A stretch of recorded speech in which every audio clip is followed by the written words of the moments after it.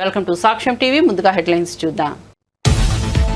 పహల్గామ్ ఉగ్రదాడిపై భారత్ ఉపజాతీయ భద్రతా సలహాదారు విక్రమ్ మిశ్రీ కీలక వ్యాఖ్యలు. పాక్ ప్రపంచాన్ని తప్పుదోవ పట్టించే ప్రయత్నం చేస్తోందన్న విక్రమ్ మిశ్రీ ఉగ్రవాదంపై భారత్ హక్కుగా పోరాటం చేసిందని వెల్లడి.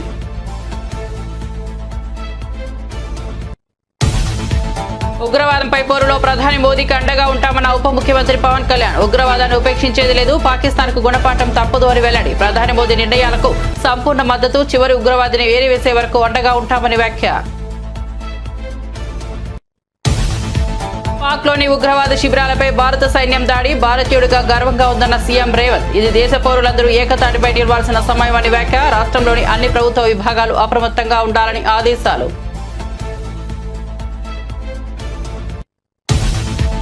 ఢిల్లీలో అమిత్ షా అత్యవసర సమీక్ష. పహల్గామ్ ఉగ్రదాడికి బదులు తీర్చుకున్న భారత్. పీఓకేలోని ఉగ్రవాద శిబిరాలపై దాడులు, ఆపరేషన్ సింధూర్ విజయవంతం.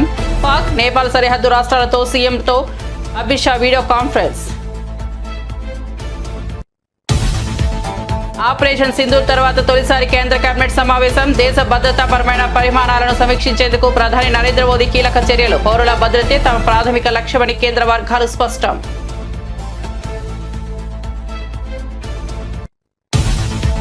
హైదరాబాద్ లో మిస్ వరల్డ్ పోటీలో అంతర్జాతీయ ఖ్యాతి దక్కించుకున్న నగరం. విమానాశ్రయంలో అందాల భామలకు ఘన స్వాగతం. హైదరాబాద్ కు తరలివచ్చిన ప్రపంచ సుందరీమణులు.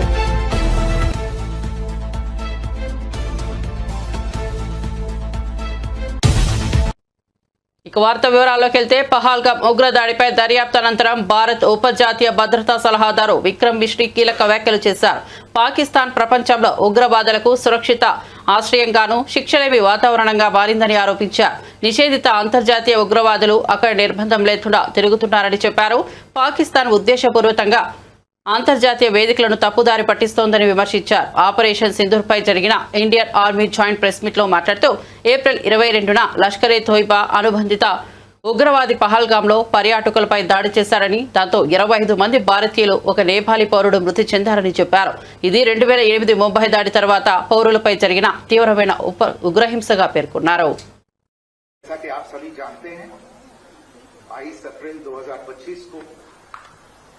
लश्कर तैयबा से संबंधित पाकिस्तानी और पाकिस्तान प्रशिक्षित आतंकवादियों ने भारत में जम्मू और कश्मीर के पहलगाम में भारतीय पर्यटकों पर बर्बरतापूर्ण हमला किया. 25 भारतीयों और एक नेपाली नागरिक को कायरतापूर्ण मौत के घाट उतार दिया गया. मुंबई के 26 नवंबर 2008 के हमलों के बाद ये भारत में हुई किसी आतंकवादी हमले में मारे गए आम नागरिकों की संख्या की दृष्टि से सबसे गंभीर घटना है. पहलगाम का हमला अत्याधिक बर्बरतापूर्ण था, जिसमें वहां मौजूद लोगों को करीब से और उनके परिवारों के सामने सिर पर गोली मारी. पाकिस्तान दुनिया भर में आतंकवादियों के लिए एक शरण स्थल के रूप में पहचान बना चुका है. यहां अंतर्राष्ट्रीय स्तर पर प्रतिबंधित आतंकवादी सजा पाने से बचे रहते हैं. इसके अलावा पाकिस्तान ने इस मुद्दे पर विश्व और फाइनेंशियल एक्शन टास्क फोर्स जैसे अंतर्राष्ट्रीय मंचों को जानबूझकर गुमराह करने के लिए भी जाना जाता है. साजिद मीर का मामला, जिसमें इस आतंकवादी को पाकिस्तान ने मृत घोषित कर दिया था और फिर अंतर्राष्ट्रीय दबाव के परिणाम स्वरूप वो जीवित पाया गया, इसका सबसे स्पष्ट उदाहरण है. ये स्वाभाविक है कि पहलगाम में हुए इस हमले से जम्मू और कश्मीर के साथ साथ भारत के अन्य भागों में भी పహల్గామ్ ఉగ్రదాడి బాధితులకు న్యాయం చేయడమే లక్ష్యంగా భారత సాయుధ దళాలు ఆపరేషన్ సింధూర్ను ప్రారంభించారని కమాండర్ ఓమికా సింగ్ తెలిపారు. ఈ ఆపరేషన్ లో 9 ఉగ్రవాద శిబిరాలను లక్ష్యంగా చేసుకుని విజయవంతంగా ధ్వంసం చేశామని చెప్పారు. గత 3.5 దశాబ్దాలుగా పాకిస్తాన్ ఉగ్రవాద మౌలిక సదుపాయాలను నిశ్చిత ప్రణాళికతో నిర్మిస్తూ వచ్చిన విషయాన్ని ఆమె గుర్తు చేశారు. నియామక కేంద్రాలు, బోధనా శిబిరాలు, ప్రారంభ శిక్షణతో పాటు రిఫ్రెషర్ కోర్సులకు అనువైన శిక్షణ ప్రాంతాలు, హ్యాండర్ల కోసం ప్రత్యేక లాంచ్ ప్యాడ్లు ఏర్పరిచిన సంక్లిష్ట వ్యవస్థను భారత్ ఈ దాడుల ద్వారా ఛేదించిందని వివరించారు. On the terror camps were undertaken through precision capability, as shown to you, a niche technology weapons with careful selection of warheads was ensured so that there will be no collateral damage. The point of impact in each of the target was a specific building or a group of buildings. All the targets were neutralized with clinical efficiency, and the results reiterate the professionalism of the Indian Armed Forces in the planning and execution of their operations. No military establishments were targeted. India has demonstrated considerable restraint in its response. However, it must be said that the Indian Armed Forces are fully prepared to respond to Pakistani misadventures, if any, that will escalate the situation. By Indian Armed Forces to deliver justice to the victims of Pahalgam terror attack and their families. 9 terrorist camps were targeted and successfully destroyed. Over the last 3 decades, Pakistan has systematically built terror infrastructure. It is a complex web of recruitment and indoctrination centers, training areas for initial and refresher courses, and launch pads for handlers. These camps are located both in Pakistan as well as Pakistan-occupied Jammu and Kashmir. బుధవారం ఉదయం భారత్ ప్రారంభించిన operation Sindoor అనంతరం దేశ భద్రతాపరమైన పరిణామాలను సమీక్షించేందుకు ప్రధాని నరేంద్ర మోదీ కీలక చర్యలు చేపట్టారు. పాక్ మరియు పాక్ ఆక్రమిత కశ్మీర్లోని ఉగ్రవాద శిబిరాలపై దాడుల అనంతరం ప్రధాని కేంద్ర కేబినెట్ సమావేశానికి అధ్యక్షత వహించారు. అధికారుల సమాచారం ప్రకారం దేశ భద్రతాపరమైన తదుపరి దిశను నిర్ణయించేందుకు కేబినెట్ భద్రతా సంఘం అత్యవసరంగా సమావేశమవుతోందని వెల్లడించారు. ఉగ్రదాడికి భారత ప్రభుత్వం గట్టిగా స్పందిస్తోందని, పౌరుల భద్రతే తమ ప్రాథమిక లక్ష్యమని కేంద్ర వర్గాలు స్పష్టం చేశాయి. తెలంగాణ సీఎం రేవంత్ రెడ్డి హైదరాబాద్ లో జరిగిన భద్రతా సమీక్ష సమావేశం అనంతరం కేంద్రం చేపట్టిన ఆపరేషన్ సింధూర్పై సమీక్ష నిర్వహించారు. దేశ భద్రత కోసం ప్రాణాలు అర్పిస్తున్న భారత సైన్యానికి సంఘీభావంగా తెలంగాణ ప్రభుత్వం నిలుస్తుందని ప్రకటించారు. ఈ నేపథ్యంలో ఆర్మీకి మద్దతుగా రాష్ట్ర వ్యాప్తంగా సంఘీభావ ర్యాలీ నిర్వహించనున్నట్లు ప్రకటించారు. హైదరాబాద్ లోని ఎల్బీ నగర్ నుండి ట్యాంక్ బండ్ వరకు ర్యాలీ నిర్వహించనున్నట్లు సమాచారం. పాకిస్తాన్లోని ఉగ్రవాద స్థావరాలపై భారత్ చేపట్టిన ఆపరేషన్ సింధూర్ దేశానికే గర్వకారణమని ఆంధ్రప్రదేశ్ డిప్యూటీ సీఎం పవన్ కళ్యాణ్ తెలిపారు. పహల్గాం ఘటనకు ప్రతీకారం తీర్చుకోవాలని దేశమంతా ఎదురు చూసిందని, ప్రధానమంత్రి నరేంద్ర మోదీ నేతృత్వంలో భారత రక్షణ దళాలు పాక్కి తగిన బుద్ధి చెప్పాయన్నారు. పాకిస్తాన్ కు అనుకూలంగా మాట్లాడే నేతలు తమ వైఖరిని మార్చుకోవాలని హెచ్చరించారు. భారత సైన్యాన్ని కించపరిచే విధంగా సోషల్ మీడియాలో తప్పుడు ప్రచారం చేసిన వారిపై కఠిన చర్యలు తీసుకుంటామని చెప్పారు. దేశ భద్రతకు సంబంధించి భారత సైన్యం తీసుకున్న ఈ కార్యాచరణ పట్ల ఆయన అభినందనలు తెలిపారు. దేశ గౌరవాన్ని నిలబెట్టిన సైనికులకు ప్రతి పౌరుడు కృతజ్ఞతలు తెలియజేయాలని పిలుపునిచ్చారు. ఏప్రిల్ 22వ తారీఖున పహల్గామ్లో టూరిస్టులుగా వెళ్ళిన చాలామందిని మతం పేరు మీద అడిగి చాలా ఘాతుకంగా చంపేశారు. దేశం మొత్తం పుట్టెడు శోకంలో మునిగిపోయింది. నువ్వు హిందువా కాదా అని చెప్పి అడిగి మరీ చంపేసిన విధానం చాలా చాలా దారుణంగా ఉంది. చనిపోయిన 27 మందిలో కూడా 2 ఆంధ్ర ప్రాంతానికి చెందిన వాళ్ళు కూడా ఉన్నారు. హిందువా ముస్లిమా అనే అర్థం తేల్చుకోవడానికి కల్మా చదవము. ఇంత ఘాతుకంగా చంపిన తర్వాత దేశం మొత్తం కూడా ఒక డెసిసివ్ యాక్షన్, ఒక బోల్డ్ యాక్షన్ కోసం ఎదురు చూస్తుంది. అది నిన్న రాత్రి జరగటం. ఇలాంటి సమయంలో దాదాపు 9 ప్రాంతాల్లో 15 కిలోమీటర్ల నుంచి దాదాపు 200 కిలోమీటర్ల లోపల వరకు వెళ్ళి భారతదేశ సైన్యం అక్కడున్న మిలిటరీ ఎస్టాబ్లిష్మెంట్స్కి దాడి చేయకుండా, అక్కడున్న సివిలియన్ క్యాజువాలిటీస్ లేకుండా కేవలం ఎవరైతే ఉగ్రవాద సంస్థలు ఉన్నాయో, ముఖ్యంగా ఈ 3 సంస్థల మీద ప్రత్యేకించి దాడులు జరపడం, వాటిని ధ్వంసం చేయడం నిజంగా ఇది భారతదేశం ప్రతి ఒక్కరు హర్షించదగ్గ విషయం.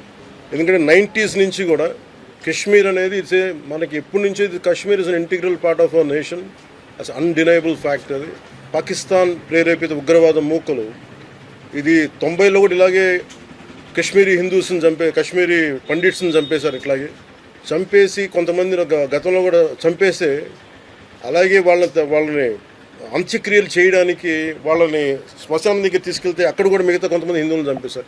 సో హిందువుల మీద దాడి అనేది ఇది అనాదిగా జరుగుతూనే ఉంది. కానీ I think it is a right time to take a decisive and bold action.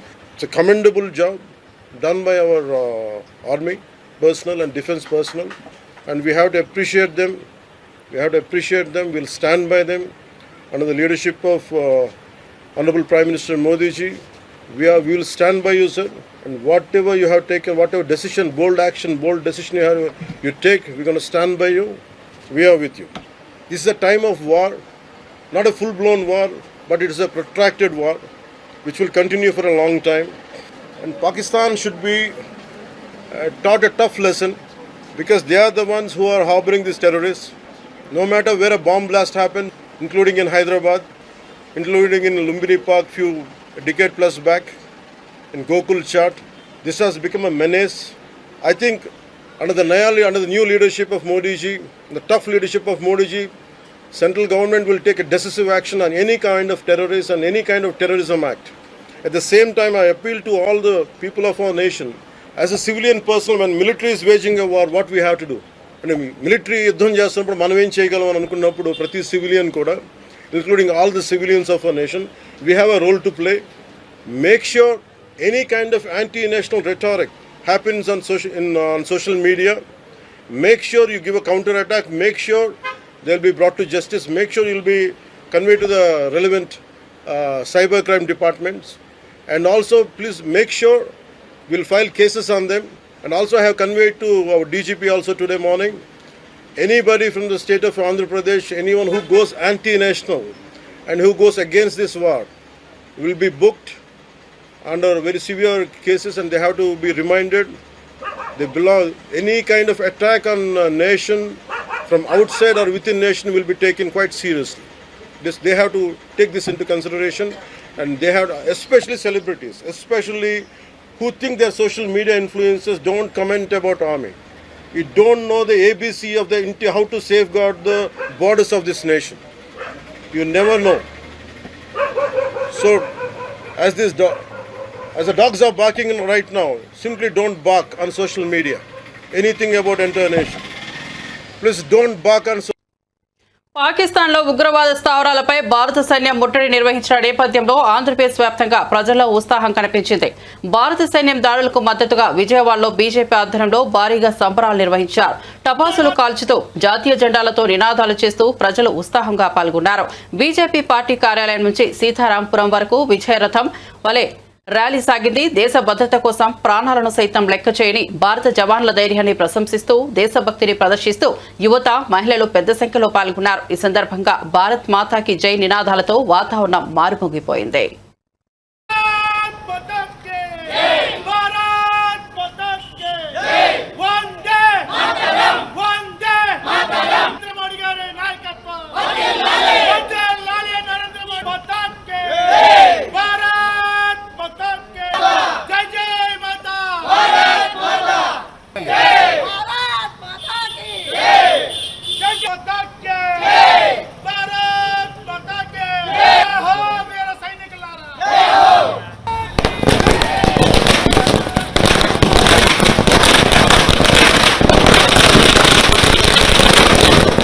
భారత జాతి ఉవ్వెత్తున ఎగిరిపడినటువంటి ఆనందంతో ఇవాళ వీక్షిస్తూ ఉంది.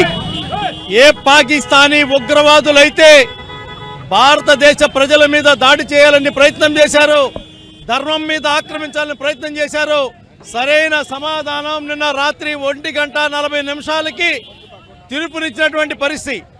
వీరులైనటువంటి భారత సైనికులు ముష్కర మూకల ఉగ్రవాద శిబిరాల మీద దాడి చేసి ఎవరైతే రూపకల్పన చేశారో, సూత్రధారున్నారో వాళ్ళని అంతమొందించినందుకు ఇవాళ ఆనందాది హర్షాతి రేఖలు వ్యక్తం చేస్తూ ఈ రోజున మనం టపాకాయల సంబరం చేయడం జరిగింది.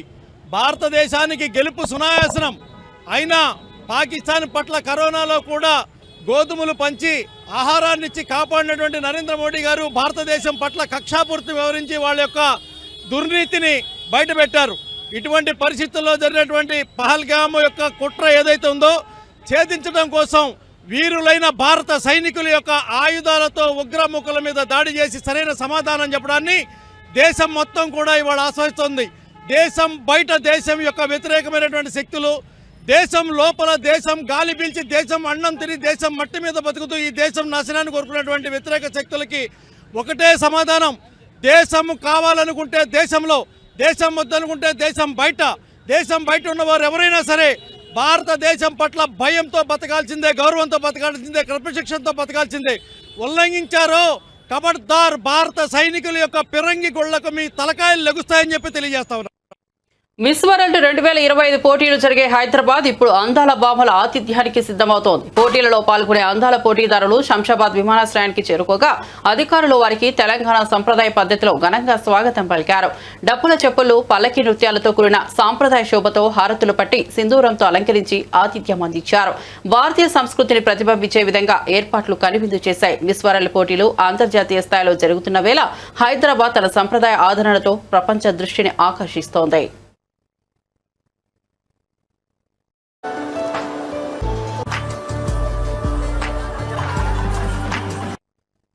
తాడేపల్లిలోని వైఎస్ఆర్సీపీ కేంద్ర కార్యాలయంలో మాజీ సీఎం వైఎస్ఆర్సీపీ అధినేత వైఎస్ జగన్మోహన్ రెడ్డి సమక్షంలో పలువురు రాష్ట్ర స్థాయి ఉద్యోగ సంఘాల నాయకులు పార్టీలోకి చేరారు. ఏపీ ఎన్జీఓ మాజీ రాష్ట్ర అధ్యక్షులు బివి సుబ్బారావు, బండి శ్రీనివాసరావుతో పాటు ఉమామహేశ్వరరావు, ఎం విజయ్ సింహారెడ్డి, తోట సీతారామాంజనేయులు అసోసియేషన్ మాజీ నేతలు వైఎస్ఆర్సీపీలో చేరారు. ఈ కార్యక్రమంలో వైఎస్ఆర్సీపీ ఎంప్లాయీస్ వింగ్ రాష్ట్ర అధ్యక్షుడు ఎన్ చంద్రశేఖర్ రెడ్డి పాల్గొన్నారు. పార్టీకి బలమిచ్చే కీలక నేతల చేరికతో వైఎస్ఆర్సీపీలో ఉత్తేజం నెలకొంది. విశాఖపట్నంలోనే కంపెనీలకు ఎకరాల కొద్దీ భూములు 99 పైసలకే కేటాయించడం ఎంతవరకు న్యాయమని మాజీ ఎమ్మెల్యే విశ్వేశ్వరరెడ్డి ప్రశ్నించారు. అదేవిధంగా అనంతపురంలో పరిశ్రమలు పెట్టేందుకు ఎందుకు భూములు ఇవ్వడం లేదని మండిపడ్డారు. ఒకే రాష్ట్రంలో ప్రాంతాల వారీగా వివక్ష చూపడం సరికాదని, విశాఖలో కంపెనీలకు విరివిరిగా భూములు ఇచ్చి రాయలసీమ జిల్లాలను నిర్లక్ష్యం చేయడం ప్రభుత్వ వైఫల్యమని వ్యాఖ్యానించారు. చంద్రబాబు నాయుడు గారి మనకు మభ్యపెట్టే మాటలు చెప్పి ముందుకు పోతున్నాడు అనేటువంటిది ఈ సందర్భంగా నేను తెలియజేస్తా ఉన్నా. మేము ఒకటే అడుగుతా ఉన్నాం. ఇప్పుడు టీసీఎస్ కంపెనీకి వైజాగ్లో 99 పైసలకు భూమి ఇస్తావు. ఉర్సా లాంటి 3 నెలలు కూడా పుట్టినటువంటి కంపెనీలకు 99 పైసలకు భూములు ఇస్తా ఉన్నావు. మీ అనుయాయులకంతా భూములు 99 పైసలకే కట్టబెడతావు. అసలు 99 పైసలు అనేది ఉందా? 99 పైసలు ఎక్కడైనా చూడగలమా మనం? ఈరోజు 99 పైసలు భూములు కట్టబెడతా ఉన్నాడు, ఉద్యోగాలు కల్పిస్తారు వాళ్ళని చెప్పి. మా జిల్లాలో విస్తారంగా ఉన్నాయి కదా, అతి విశాలమైనటువంటి జిల్లా కదా అనంతపూర్ జిల్లా. ఈ జిల్లాలో లక్షల ఎకరాలు బీడ్లుగా ఉన్నాయి. ఇక్కడ ఎందుకు అట్లాంటి సౌకర్యం మీకు కల్పించాలని నేను అడుగుతా ఉన్నా. అనంతపూర్ జిల్లా లాంటి జిల్లాలు మీకు అత్యధిక స్థానాలు ఇచ్చినటువంటి జిల్లా ఇవి. మరి ఇక్కడ ఎందుకు మీరు అవసరమైన భూములు కేటాయించి ఇక్కడ భారీ పరిశ్రమలు తేవడానికి ఎందుకు ప్రయత్నించాలని చెప్పి నేను చంద్రబాబు నాయుడు గారిని అడుగుతా ఉన్నా ఈ సందర్భంగా. అందుకని ఈ రాష్ట్ర ప్రభుత్వం విధానాలు ఈరోజు అభివృద్ధి చెందిన ప్రాంతాలను మరింత అభివృద్ధి వైపుగా, వెనుకబడిన ప్రాంతాలను మరింత పాతాళంలో పడేసేటువంటి విధంగా ఉన్నాయి ఈ విధానాలు సవరించుకోవాలని చెప్తున్నాం. ఇదే సందర్భంగా ఉరవకొండ ప్రాంతంలో జీడిపల్లి రిజర్వాయర్కు దాదాపు 645 మంది రైతులకు ఒక్కొక్కరికి 10 లక్షల ప్రకారం ఒక ప్యాకేజ్ కూడా సిద్ధం చేసి రెడీగా ఉంది. జీడిపల్లి గ్రామ పునర్నిర్మాణం చేయాల్సినటువంటి అవసరం ఉంది. వాళ్ళకు వెంటనే కూడా దాదాపు 55 కోట్ల రూపాయలు వాళ్ళకు వెంటనే ఇవ్వాలనేటువంటిది కూడా చంద్రబాబు నాయుడు గారు వచ్చిన సందర్భంగా వాటిని అనౌన్స్ చేయాలని చెప్పి నేను కోరుతా ఉన్నా. అదేవిధంగా ఇప్పటికే టెండర్లు పిలిచి పనులు స్టార్ట్ కావాలా. గుంటకల్లు, అదేవిధంగా వజ్రకరూరు చెరువులకు నీళ్ళిచ్చేదాన్ని కూడా దానికి అవసరమైనటువంటి అనౌన్స్. తెలంగాణ సీఎం రేవంత్ రెడ్డి మాటలలో ఆవేదన మాత్రమే కాదు, రాష్ట్ర ఆర్థిక పరిస్థితిపై కూడా వాస్తవ చిత్రం కూడా ఉందని టీపీసీసీ అధికార ప్రతినిధి డాక్టర్ సత్యం శ్రీరంగం పేర్కొన్నారు. ఆయన మాట్లాడుతూ రేవంత్ వ్యాఖ్యలను రాజకీయ కోణంలో కాకుండా ప్రజల అభ్యున్నతికి ఉన్న ఆందోళనగా చూడాలని తెలిపారు. పాత ప్రభుత్వాల భారం, అప్పుల పాలన వల్ల రాష్ట్రం ఎదుర్కొంటున్న సంక్షోభాన్ని ప్రజలు గ్రహించాలని కోరారు. బాధ్యత గల నాయకుడిగా రాష్ట్ర ఆర్థిక పరిస్థితిని నిక్షేపపాతంగా వెల్లడించిన సీఎం రేవంత్ కు ప్రజలు మద్దతు ఇవ్వాలని పీసీసీ సభ్యుడు సత్యం శ్రీరంగం వ్యాఖ్యానించారు. ఇలా మేము పరిపాలన చేస్తుంటే ఉద్యోగ నియామకాలు చేపట్టి జీతాలు టయానికి ఇచ్చి, టయానికి ఇన్స్టాల్మెంట్లు పే చేస్తూ, టయానికి రెంట్లు పే చేస్తూ, టయానికి వడ్డీలు కట్టుకుంటూ, మీరు చేసిన అప్పులన్నీ తీర్చుతూ ఈ రాష్ట్రాన్ని ఆర్థికంగా పరిపుష్టం చేసి, ఆర్థికంగా ఇంకా లాభం ఇచ్చి, ఆర్థికంగా ఆదాయ వనరులు పెంచుకొని ఇచ్చిన హామీని, ప్రతి హామీని నెరవేరుస్తామని ముఖ్యమంత్రి గారు చెబుతుంటే ఆయన ఆక్రోశంతో, ఆయన బాధతో ఎల్లగక్కిన మాటల్ని మీరు తప్పుదో పట్టిస్తారా? ఏం మాట్లాడతారు బండి సంజయ్ గారు, ఈటల రాజేంద్ర గారు, కిషన్ రెడ్డి గారు, కేటీఆర్, హరీష్ రావు గారు? అసలు మీకు సిగ్గుందా? మీరు మాట్లాడే మాటలకు అర్థం ఉందా? తెలంగాణ ప్రజలకు విజ్ఞప్తి చేస్తున్నాం, తెలంగాణ ఉద్యోగ సంఘాలకు విజ్ఞప్తి చేస్తున్నాం. మీరు ఏం ఆలోచించాలి? మీ కష్టాలకు కాంగ్రెస్ పార్టీ తోడుగా ఉంది, ఈ ప్రభుత్వం తోడుగా ఉంది. ఈ ప్రభుత్వం మీకు ఇచ్చిన ప్రతి హామీని నెరవేరుస్తుంది. సమయస్ఫూర్తితో వ్యవహరించండి. ఇది నరనినాదంగా చేయాల్సిన సమయం కాదు. ఇది ముఖ్యమంత్రి గారు ఒక్కడే ఆవేదన కాదు, ప్రతి నాయకుడు, ప్రతి కాంగ్రెస్ పార్టీ కార్యకర్త, ప్రతి తెలంగాణ పౌరుడి ఆవేదన. మీరున్న 3%కి 97% ఉన్న ప్రజలు బెదిరించడం అంటే అది తప్పు. అది కాదు మీ ఆవేదన. మీరు ఆవేదన వెళ్ళగక్కాలంటే మంత్రుల దగ్గర రండి, ముఖ్యమంత్రి కలవండి. గతంలోలాగా ముఖ్యమంత్రి కలవని పరిస్థితి కాదు కదా. ముఖ్యమంత్రి ఈ రోజు ప్రతి వ్యక్తిని కలుస్తున్నాడు. ఈ రాష్ట్రానికి ఏది మంచి సరే ఆ వ్యక్తికి సలహా తీసుకుంటున్నారు. 24 గంటల్లో 18 గంటలు ముఖ్యమంత్రి గారు పనిచేస్తున్నారు. ఇంకేం చేయాలి? ఈ రోజు కూడా నేను ఒకటే చెప్తాను, రాష్ట్ర కాంగ్రెస్ పార్టీ అధికార ప్రతినిధిగా, ముఖ్యమంత్రి గారు ఆవేదన అర్థం చేసుకోండి. ఈ రాష్ట్రాన్ని గాడిలో పెట్టే పరిస్థితికి మీరు సహకరించండి. మీ యొక్క ప్రతి విలువైన కోరిక, మీరు విలువైన డిమాండ్, అది సానుకూలంగా స్పందించడానికి ఈ ప్రభుత్వం సిద్ధంగా ఉంది. ఇంతకుముందే టీవీలో చూసాం, దాని మీద ఒక ఐఏఎస్ కమిటీ వేశారు ఉద్యోగ వాళ్ళ సమస్యల మీద. అదేవిధంగా ఆర్టీసీ కార్మికులతో మా ఆర్టీసీ మంత్రి వారు పొన్నం ప్రభాకర్ గారు చర్చలు జరిపించారు, సఫలమైంది. మేమేమన్నా చర్చల ద్వారా సఫలం చేసుకోండి, చర్చల ద్వారా సమస్యలు పరిష్కరించుకోండి, చర్చల ద్వారా మీ డిమాండ్లు పరిష్కరించుకోండి అని మేము కోరుకుంటుంది ఈ ప్రభుత్వం. ఈ ప్రభుత్వం ఫ్రెండ్లీ ప్రభుత్వం, ఈ ప్రభుత్వం ప్రజాప్రభుత్వం, ఈ ప్రభుత్వం తెలంగాణ ప్రజల ఆకాంక్షల మేరకు ఏర్పడ్డ ప్రభుత్వం. ఈ ప్రభుత్వం ప్రజాస్వామ్యయుతంగా ఈ రాష్ట్రాన్ని పరిపాలిస్తున్న ప్రభుత్వం. ఇలాంటి పరిస్థితుల్లో మీరు మాట్లాడడం, అవాకులు చెవాకులు మాట్లాడడం తగదు. మీరు ప్రతిపక్షాల కుట్రలో భాగం కావద్దు. మీరు ప్రతిపక్షాల కుట్రలో మీరు పావులు కావద్దు. ప్రతిపక్షాల కుట్ర మీరు. హైదరాబాద్ లో భద్రతా దళాల ఆధ్వర్యంలో డిఫెన్స్ మాక్ డ్రిల్ ప్రారంభమైంది. Secunderabad, Varedpalli, Kachiguda railway station, hitech city cyber towers, Telangana secretariat కూడలి వంటి కీలక ప్రాంతాల్లో సైరన్లు మోగడంతో నగర వాసుల్లో కాసేపు ఉత్కంఠ నెలకొంది. సెక్రటేరియట్ వద్ద 2 నిమిషాల పాటు ఫైర్ సిబ్బంది సైరన్ మోగించారు. అత్యవసర పరిస్థితి ఉత్పన్నమైతే ఎలా స్పందించాలో తెలుసుకునే ఉద్దేశంతో మాక్ డ్రిల్ చేపట్టినట్లు అధికారులు తెలిపారు. నగరంలో జరిగే ఈ ముందస్తు భద్రతా సిద్ధాంత పరీక్షల వల్ల ప్రజలు భయపడాల్సిన అవసరం లేదని, ఇది కేవలం అవగాహన పెంచే చర్య అని వెల్లడించారు.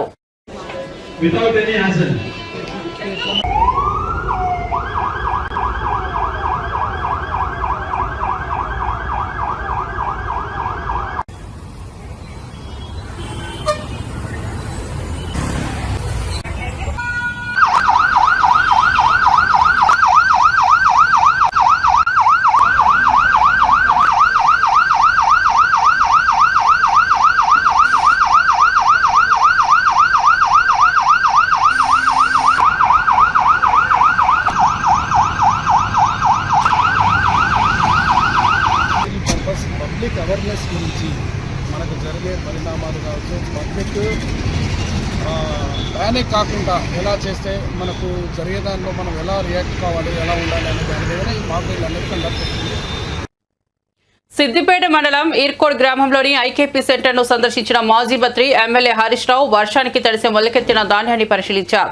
వెంటనే ధాన్యం కొనుగోలు చేయాలని అధికారులు ఆదేశించారు. రైతులకు అండగా ఉంటానని భరోసా ఇచ్చారు. ఈ సందర్భంగా సీఎం రేవంత్ రెడ్డిపై తీవ్రంగా విరుచుకుపడ్డారు. అందాల పోటీల మీద పెట్టే శ్రద్ధ రైతుల మీద పెట్టడం లేదు. బ్యాగులు కూడా ఇవ్వలేని పరిస్థితి వస్తే అది పాలనా వైఫల్యమని విమర్శించారు. కేసీఆర్ హయాంలో ఇలాంటి ఆలస్యాలు ఎప్పుడూ లేవని గుర్తు చేశారు. రైతుల ఉసురు పోసుకుంటున్న రేవంత్ పాలన చేత కాకపోతే రాజీనామా చేయాలంటూ సూటిగా మండిపడ్డారు. రేవంత్ రెడ్డి మాటలు కోటలు దాటుతున్నాయి గాని చేతలు గడప దాటిన పరిస్థితి ఉంది. హైదరాబాద్ లో కూర్చొని అందాల పోటీల మీద రోజు రివ్యూ చేస్తా ఉన్నాడు రేవంత్ రెడ్డి. కానీ అకాల వర్షాల వల్ల కల్లాల్లో వడ్లు మొలకలెత్తుతా ఉన్నాయి. కొనే దిక్కు లేదు. అధికారులు ఎవరు కూడా కల్లాలకు తిరగడం లేదు. రైతులు బోరున విలపిస్తా ఉన్నారు. మూలిగే నక్క మీద తాటిపండు పడ్డట్టు అయిపోయింది రైతుల పరిస్థితి. నీ పుణ్యమాని రుణమాఫీ కాకపాయే, రైతు బంధు వడకపాయే, ఏదో కష్టపడి ఆరుగాలం కష్టం చేసి అప్పులు తెచ్చి పంట పండిస్తే ఈ వడగళ్ల వానతో అకాల వర్షాలతో పండిన పంట కొనే దిక్కులేక ఇలా రైతులు తీవ్రమైనటువంటి ఆవేదనలో ఉన్నారు. రేవంత్ రెడ్డి కొంచెం రైతుల గురించి పట్టించుకో. చిల్లర మాటలు మాట్లాడు కాదు. రాష్ట్ర ఆదాయం పెంచడం చేత కాదంటావు, అప్పులు ఉడతలేవని మాట్లాడుతావు. అసలు నువ్వు ఒక ముఖ్యమంత్రిగా నువ్వు పూర్తిగా ఫెయిల్ అయిపోయినావు. ఇప్పుడు ఈ కొత్త ముచ్చట్న కేసీఆర్ ఉండగా 11 విడతల్లో కరోనా వచ్చినా, పెద్ద నోట్ల రద్దయినా, ఆర్థిక మాంద్యం ఉన్నా ఎన్నడూ రైతు బంధు పైసా రూపాయి ఆగలే. కేసీఆర్ గారు ఉన్నప్పుడు ఏ రోజు వడ్ల కొనుగోలు విషయంలో గింత తిప్పలు కాలే. నువ్వు వచ్చినాకనే అయితే కాంటాలు పెడతలేరు, లారీలు వస్తలేవు, సంచులు పంపినరు. 100 సంచులు ఇస్తే 40 సంచులు పొక్కలు పడే ఉన్నాయి. ఆ సంచులన్నా చక్కగా ఇచ్చే పరిస్థితి లేదు. అసలు నువ్వు గన్ని బ్యాగులు కూడా కొత్తవి కొని రైతులకు ఇచ్చే తెలివి తేటలు కూడా మీకు లేవా అని నేను అడుగుతా ఉన్నా. ఇక సంచులు కూడా సప్లై చేసే శాతం అయితే లేదా మీ గవర్నమెంట్ కు? నా గన్ని బ్యాగులు దొరికాయి, లారీలు రావు, కాంటాలు పెట్టరు, ఆ మిల్లులకు పోతే దించుకోడు, 5 కిలోల తరగంటున్నారు, రైతుల్ని ఇబ్బంది పెడతా ఉన్నారు. నేను ఇలా సిద్దిపేట రూరల్ మండలం ఇరుకోడు గ్రామంలో వస్తే ఏ కుప్పలో చేయి పెట్టినా కూడా మొలకెత్తిన వడ్లే కనబడతా ఉన్నాయి. హైదరాబాద్ లో కూర్చొని ఉత్తమ్ కుమార్ రెడ్డి ఏమో మేము కొంటున్నాం అంటే ఏడ కొంటున్నాం మరి? మొలకలెత్తి ఈ రోజు వడ్లు నల్లబడిపోతున్నాయి. ఇప్పుడు వర్షం పడంగానే వెంటనే ఎత్తి రైస్ మిల్లులకు అలాట్మెంట్ ఇచ్చి బాయిల్ రైస్ చేసుకోవచ్చు కదా. రెవెన్యూ వ్యవస్థ ఏం చేస్తున్నారు? కలెక్టర్లు, ఆర్డీఓలు, ఎంఆర్ఓలు, DM civil supplies, agriculture department ఏం చేస్తుంది అని నేను అడుగుతా ఉన్నా. ఆ రోజు కేసీఆర్ గారి ప్రభుత్వం ఉన్నప్పుడు ఆయన వాన పడితే ఎంఆర్ఓలు పోయి సెంటర్లలో కూర్చొని ఆర్ఐఓ కాడ, డిటిఓ కాడ, ఎంఆర్ఓ కాడ కూర్చొని ఆర్డీఓలు తిరుక్కుంటా మిల్లులకు వెంటనే దించిపిచ్చి రైతుల్ని కాపాడుకునే ప్రయత్నం చేసినాం. నువ్వు రైతు బంధు చేయపోతివి, రుణమాఫీ చేయపోతివి, కనీసం పండిన వడ్లు కూడా కొనే తెలివి లేదా నీ ప్రభుత్వానికి అని అడుగుతా ఉన్నా. చేత కాకపోతే దీపో.